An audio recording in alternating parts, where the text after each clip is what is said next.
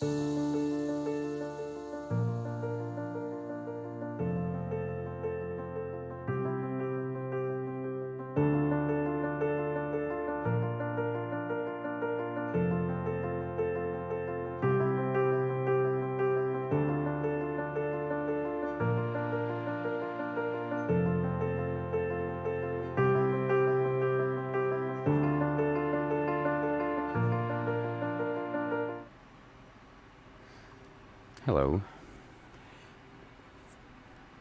Trying something new today. I decided to give this a dry run on a live stream, so you'll have to kind of bear with me as I go through the process here and figure out some of the hiccups in the settings and so forth before I can commit to doing a series.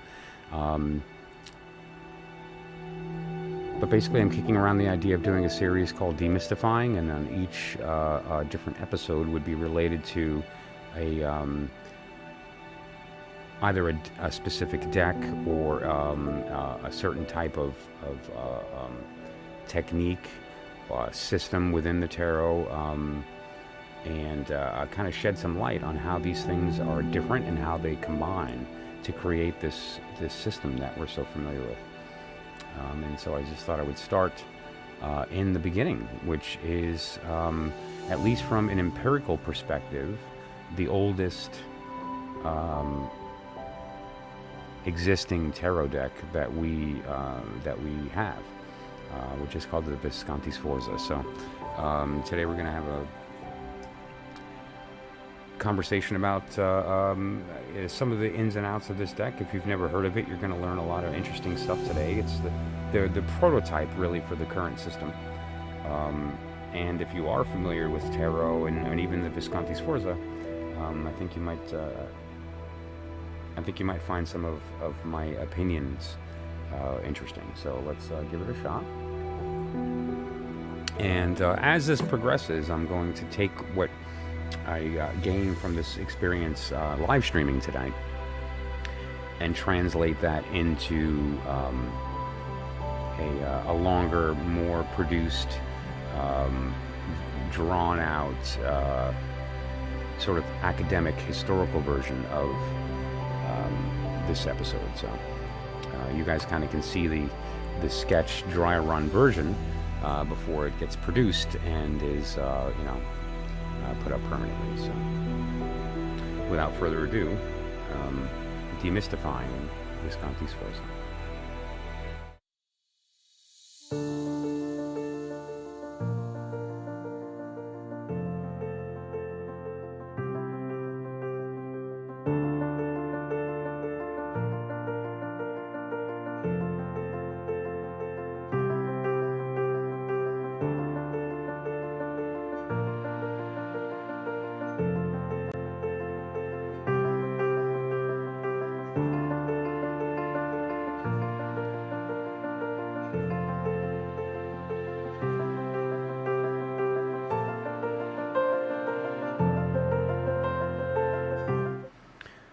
So there was a time when,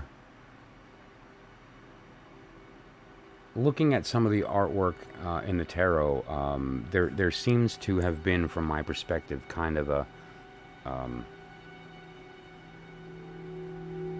overall coherent symbol system, but at the same time there seem to be these kind of mishmashy symbols that come from, it seemed, different cultures or potentially different times or different religious and spiritual systems, and so it kind of drove me to dig a little further with respect to the symbolism of the tarot. And as a lot of you may know, if you're familiar with tarot, a majority of the decks that we use today, unbeknownst maybe to some, is based on the Golden Dawn system of magic from around the turn of the century.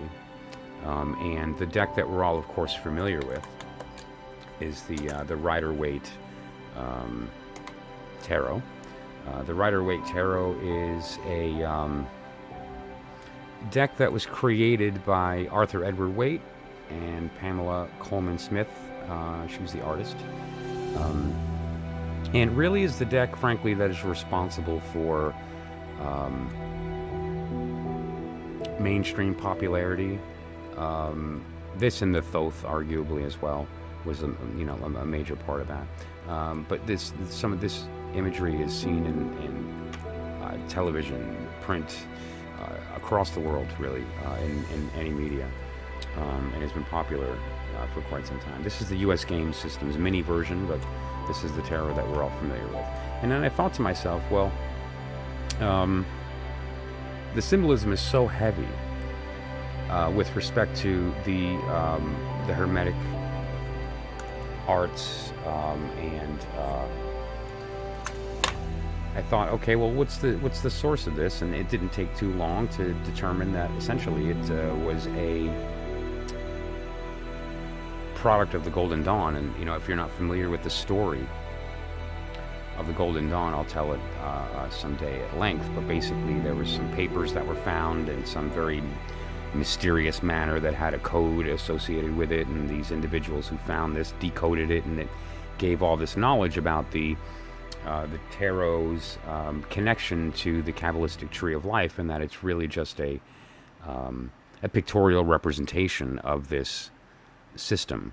And they based their entire group and all of their, at least initially, all of their rituals on this stuff that was decoded. At least that's the story that they tell. And so it begs the question of, at what point did tarot, which is quite old, the deck we're talking about today, the Visconti-Sforza, was painted in 1450s.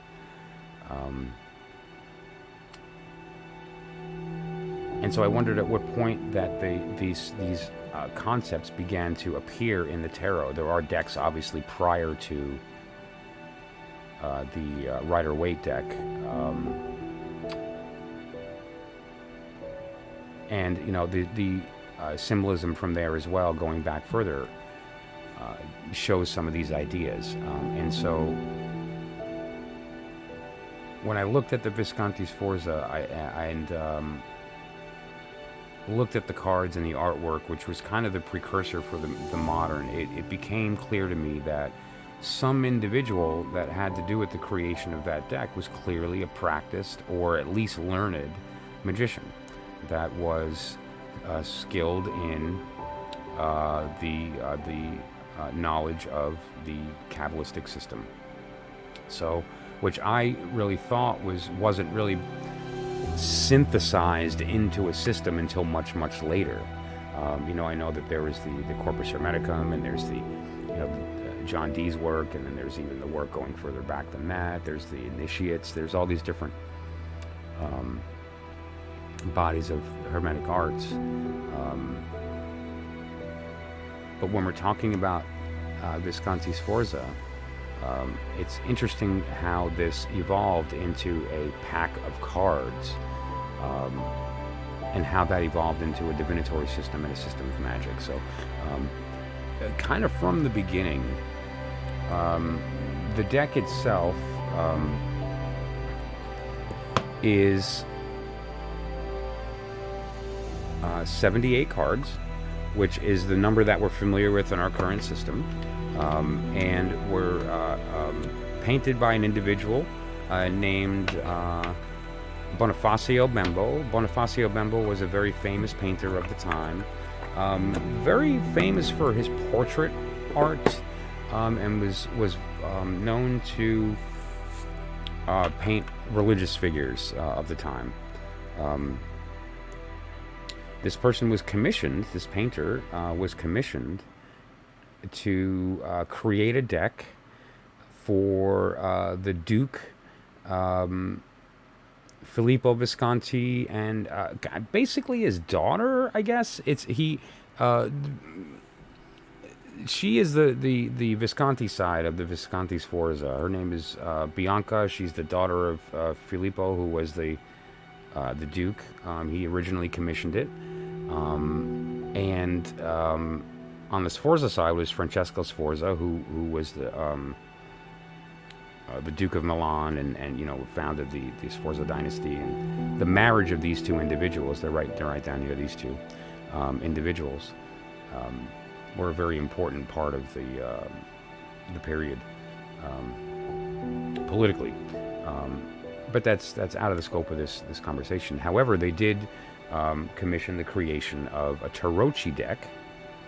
Tarocchi being a game that was played, basically a trick-taking game that used trumps and pip cards, similar to modern day like spades type of. I mean, it's different, but similar in nature.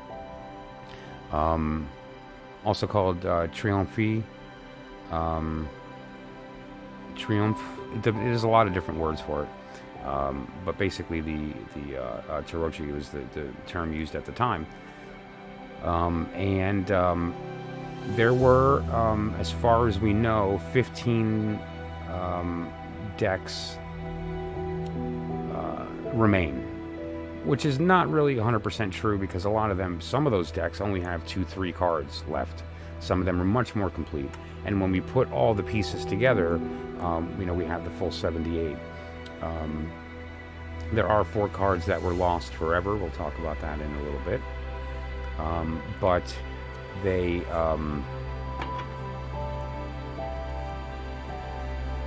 the symbolism has changed so little over time, with one exception being the pip cards evolving into a more scenic artwork than just the straight symbols in a row, so to speak. As an example,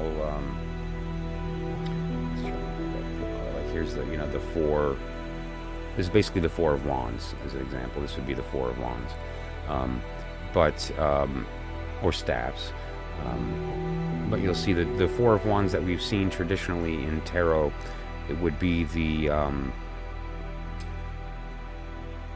almost like a canopy setup, a chuppah, and that artwork has been very commonly redone when it comes to the Rider-Waite-Smith clones, and that is a more contemporary addition to the tarot after this Visconti-Sforza. Probably the first example of that would be the Solabusca, which I will be speaking about in a different video. It's kind of the next in line from the Visconti-Sforza as far as age.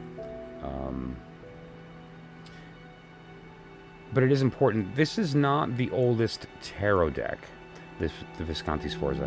It's the oldest that still exists.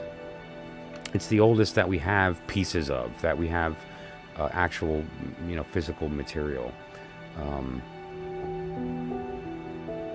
There's only 3 really good decks left. One of them actually is in New York City. The other 2 are in Italy.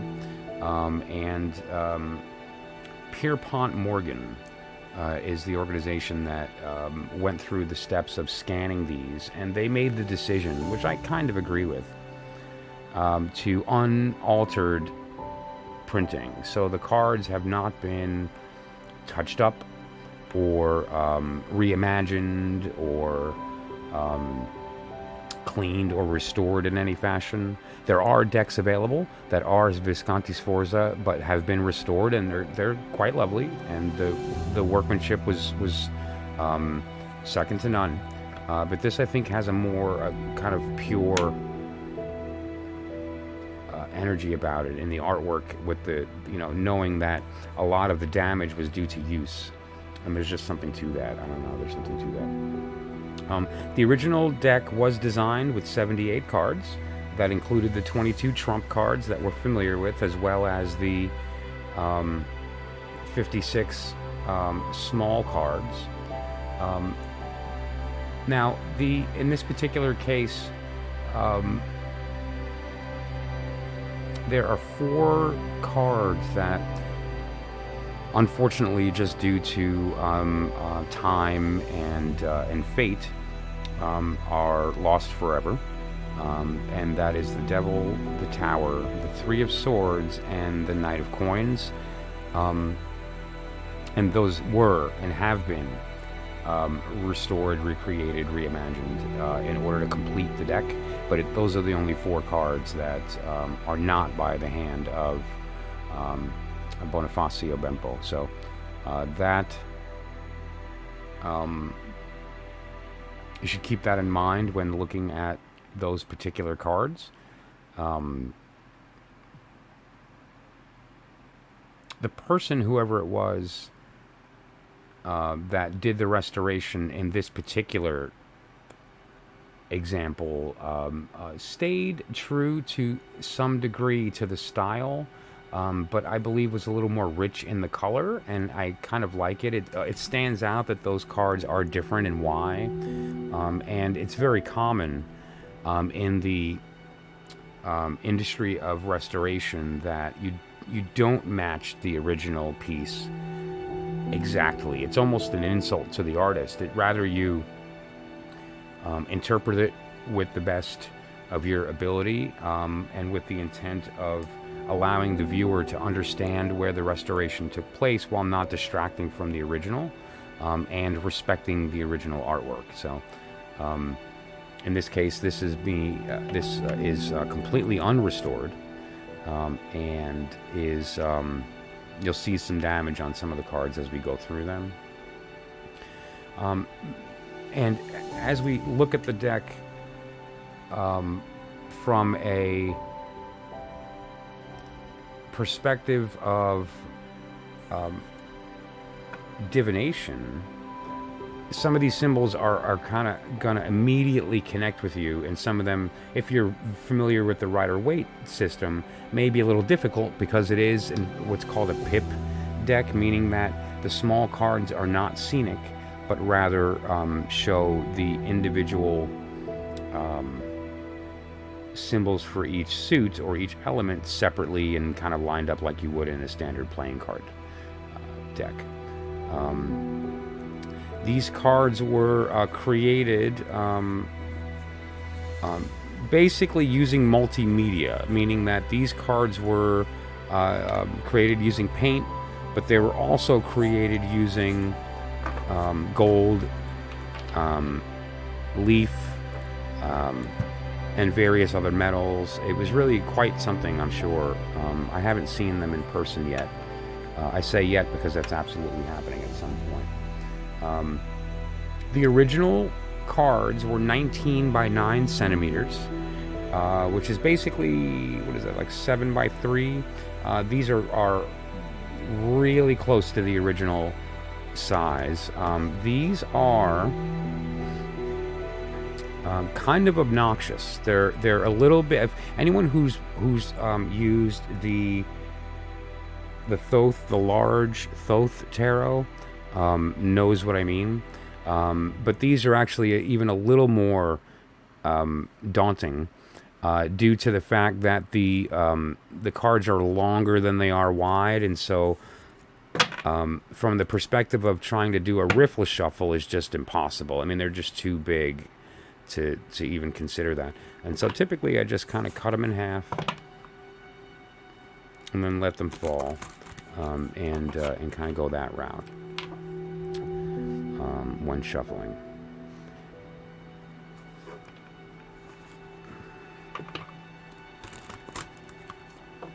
So that 19 by 9 centimeter, and let's verify something here real quick.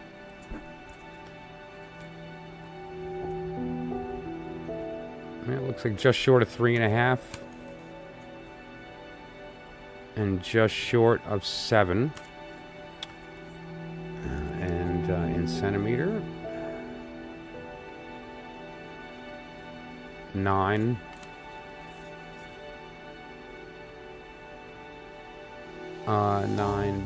this is 9 by 17. So these are slightly shorter, but are the same width of the original cards. And so this is the size in which this individual painted these cards. They're hand painted. Each card is hand painted. They weren't printed in the 1450s. Each card was meticulously hand painted. So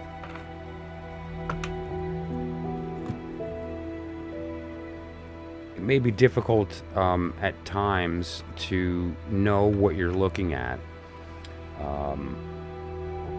with respect to the court cards without a little bit of experience with the deck, because they're very similar to each other. And in this example, for instance, this is a disc card, and you can see the disc in the gold foil right there. It's that little circle right here.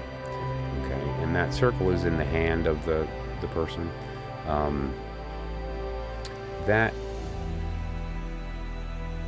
blends very nicely into that background, and so it's hard at a glance to decide what is it we're looking at.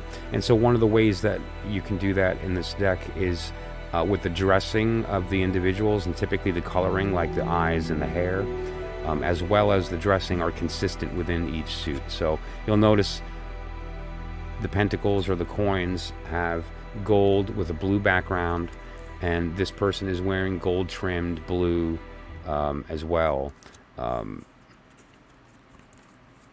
symbolize that same idea. This would be the king. Okay, there's actually, let me get to the ace.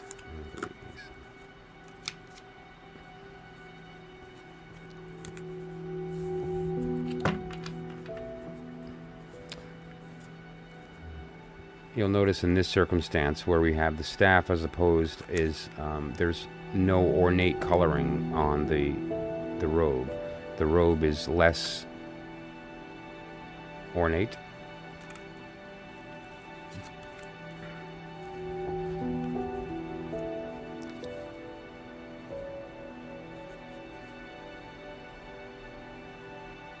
Here's the cup version.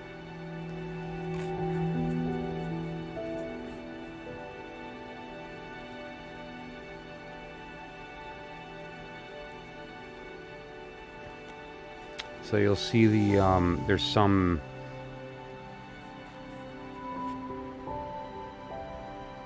consistency throughout the artwork. The cups are wearing gold foil, and so forth.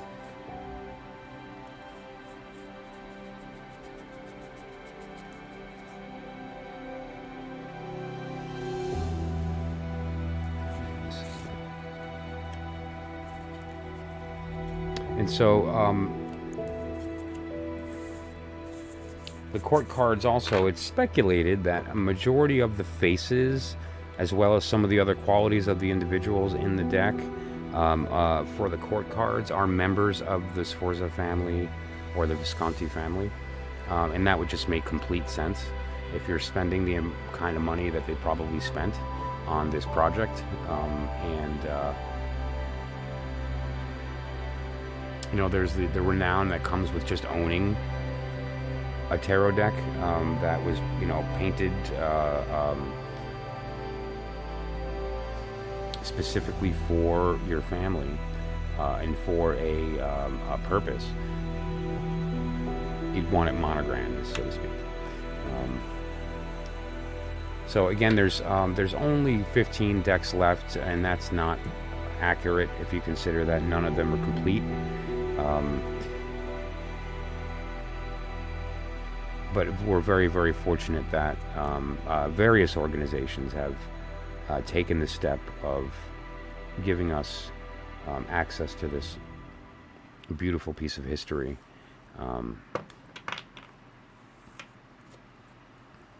At least in a reproductive form. And this is the Pierpont Morgan version of that, which is not has not been restored in any fashion. Some of the things that I noticed about this particular deck that kind of surprised me after I thought about it was Bonifacio Bempo was a religious man, but he was learned as well. But there's no direct evidence that he was an occultist or that he had any type of knowledge or connection with any of the groups at the time, although a majority of people, for obvious reasons, kept that to themselves. And so there certainly can be a reason that he didn't share that. Although tarot did not have the connotation that it does today. And clearly he was able to create this without fear of retribution from the church or anyone else. And he didn't. He's in fact very famous for doing it. And so either Bempo was a practicing magician with direct knowledge of the Kabbalistic system that was obviously put into his deck in the symbolism, or he got the symbolism from somewhere else and was not aware that he was creating this system, which I don't believe.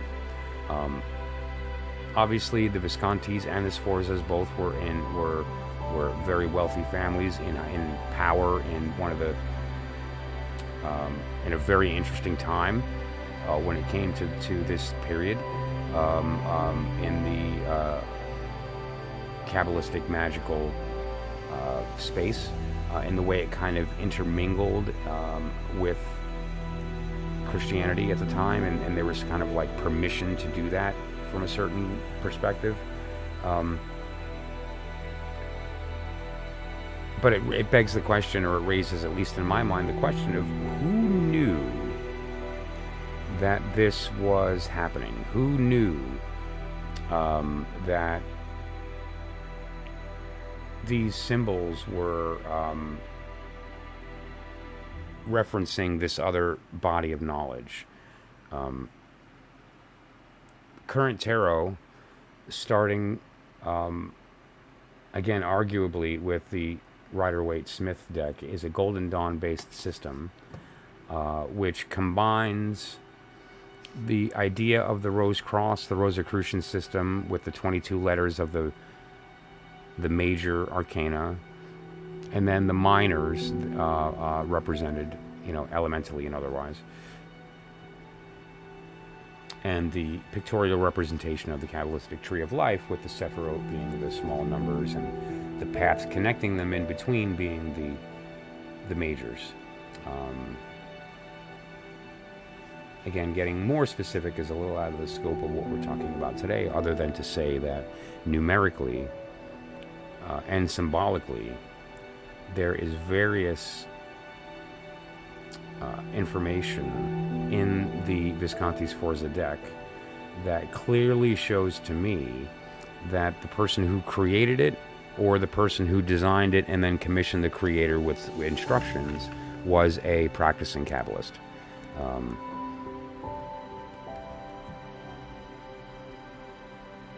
I'm looking forward to opening a discussion about that and seeing how that progressed into the Solobuska deck and into the original Thoth, which was is it Etiella, who tried to convince the world that it was some kind of Bohemian Egyptian creation. And that's also debatable. There's a lot of evidence that is the case, and there's a lot of evidence that it's not. And that's a fun conversation that we're going to have as well. In some sense, the origins matter. It matters what the intent was in its creation. It matters what the symbol system was behind the people who created it. However, in another sense, the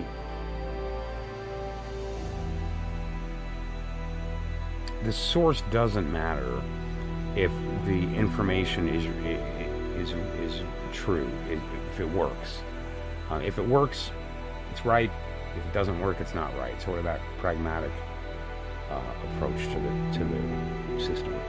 So for those who are more on the former end and the source matters, I plan on continuing this process. And as I uncover more information on where and how this came together, I plan on updating and continuing the demystifying with other episodes related to the decks as we go forward. So the one after that would probably be the Solabusca. After Solabusca, we would probably wind up getting into now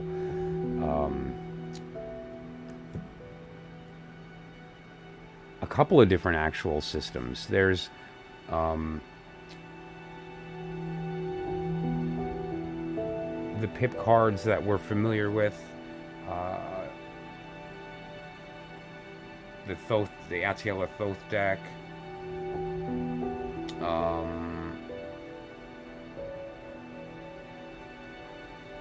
obviously this Lenormand, which is a separate system altogether.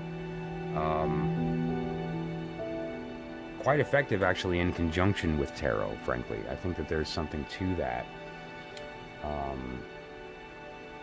As far as using those systems together, as a reader now for almost 40 years, when I began to include oracle-based cartomancy into my divinatory repertoire, it really was an amazing addition. Using a tarot card as a significator is one thing, but to use an oracle as the foundation for the reading, or more appropriately, like the silhouette of the karmic circumstance surrounding the question, is really effective prior to getting into the nuts and bolts with the cards. It's a really, really great technique. And so, moving on from there, the next several demystifying videos will still be in earlier decks in the late early 1500s, as we go through these little sort of steps of evolution and how it's become what it is today, which is something very different than how it started. So, that said, thank you so much for joining me on this particular episode on Visconti-Sforza, and I'll be back on in a little while tonight to do some readings and some other stuff. I might even pull this deck out to do one reading for one individual. I'll give you details about that when I jump back on to stream later. And so if you're up and about in a little while, I'll be back on to do some live streaming of some readings. And talk about what we brought up tonight in this stream about Visconti-Sforza and how that evolved.